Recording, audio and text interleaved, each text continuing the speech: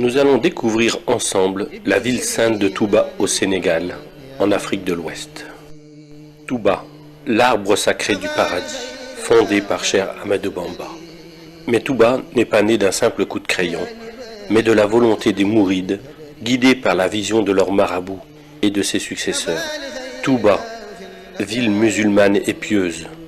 Touba, où la prière, le travail, l'entraide et l'éducation guident les pas des musulmans mourides.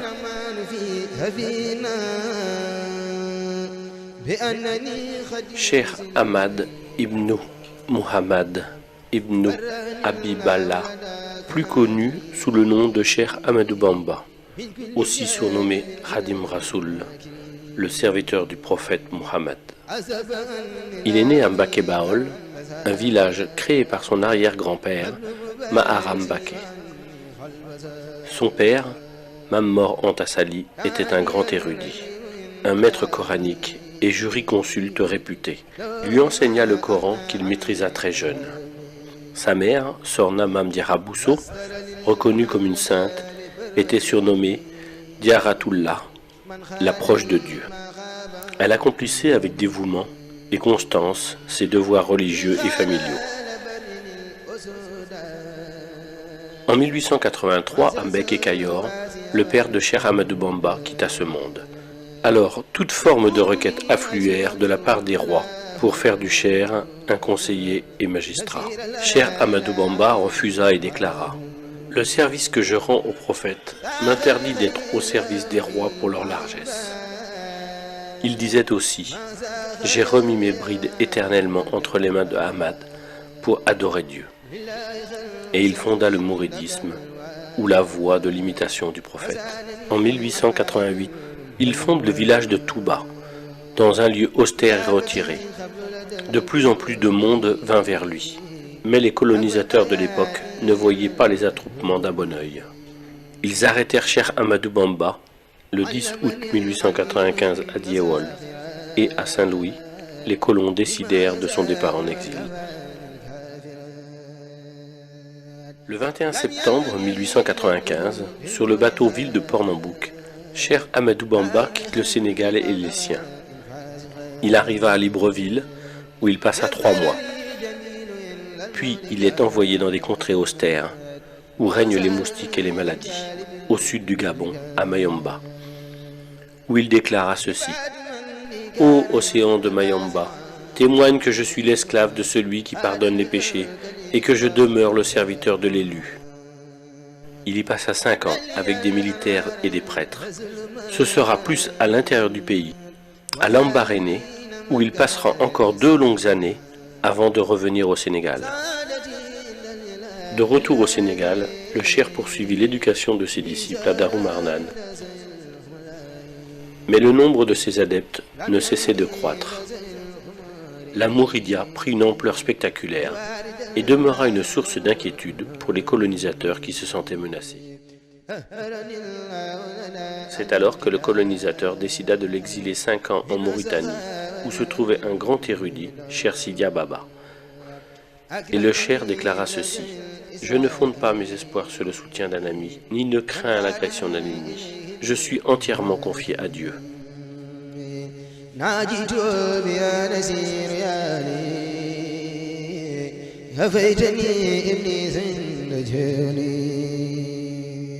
De retour au Sénégal, Cheikh Ahmadou Bamba est assigné à résidence à Thiéyenne.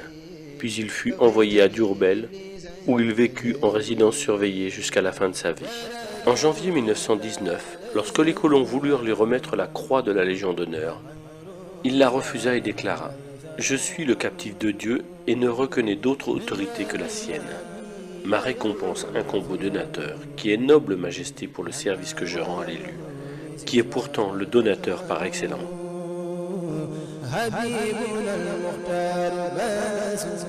En novembre 1925, Cheikh Ahmadou Bamba demande aux autorités coloniales une autorisation de construire une mosquée à Touba. Le 19 juillet 1927, Cheikh Ahmadou Bamba est rappelé à Dieu.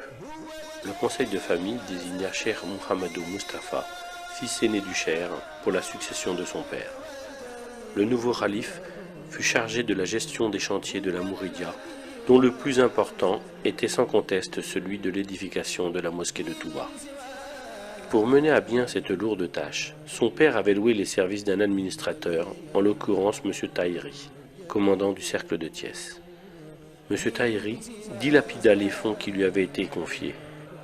C'est alors que Cheikh Moustapha Mbacké décida de reprendre à son compte les travaux, mais il fut confronté à l'acheminement du matériel de construction. En effet, le matériel lourd ne pouvant se porter à tête d'homme ni à dos d'animal.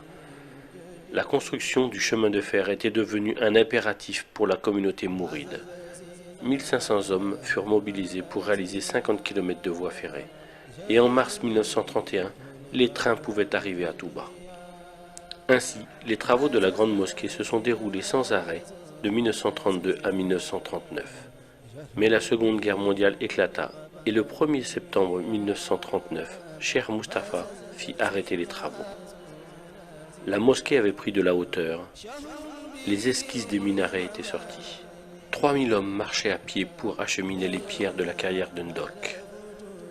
En 1945, Cheikh Moustapha s'éteignit à Touba, laissant derrière lui une communauté meurtrie mais très soudée.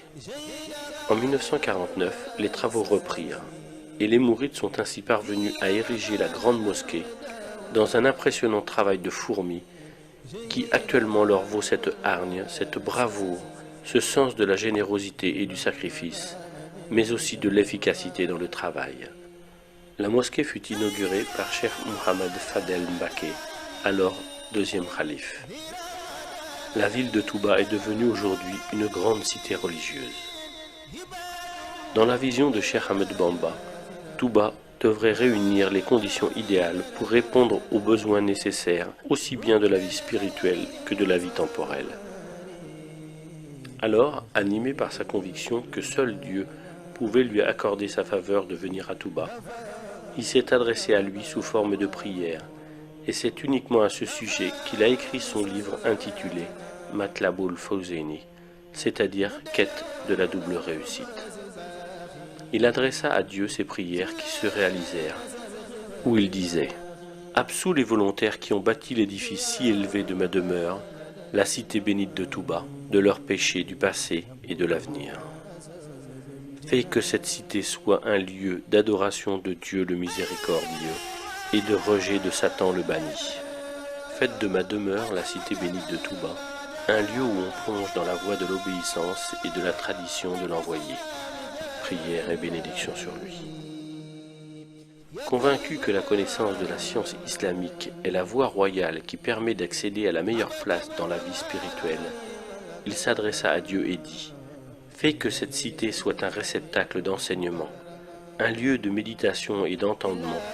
Fais qu'elle soit un lieu d'éducation et un magistère d'enseignement. » Dans le domaine du temporel, Cheikh Ahmed Bamba avait bien compris que la réussite économique est un facteur déterminant dans l'accomplissement des obligations religieuses dans toute société, car elle assure sécurité et stabilité. Il disait « Fais que cette terre soit une terre de richesse, de sécurité, de miséricorde et d'abondance tout le temps. Favorise les habitants de Touba d'un bienfait en eau abondante, ruisselante et qui court à l'instar d'un ruisseau. Protège cette demeure du vagabondage et de la délinquance et de toute promiscuité.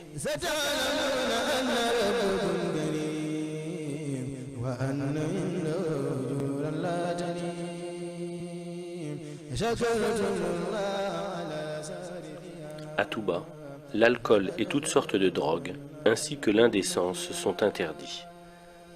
Cheikh Ahmed Bamba disait « Protège quiconque aura consacré un effort dans cette cité, y aura effectué une visite et pardonne-lui ses péchés. » Ainsi, chaque année, Touba enregistre plus de 3 millions de pèlerins, surtout pour le Grand Magal de Touba, qui commémore le jour du départ en exil au Gabon de Cheikh Ahmed Bamba.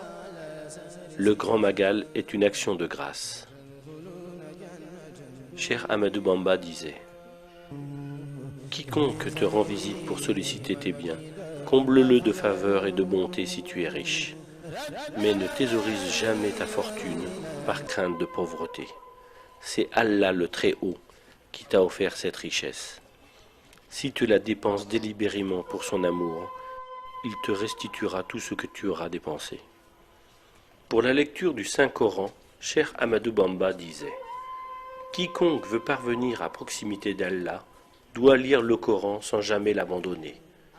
Celui qui veut, dis-je, obtenir l'agrément d'Allah doit lire et méditer le Coran. » Masalik.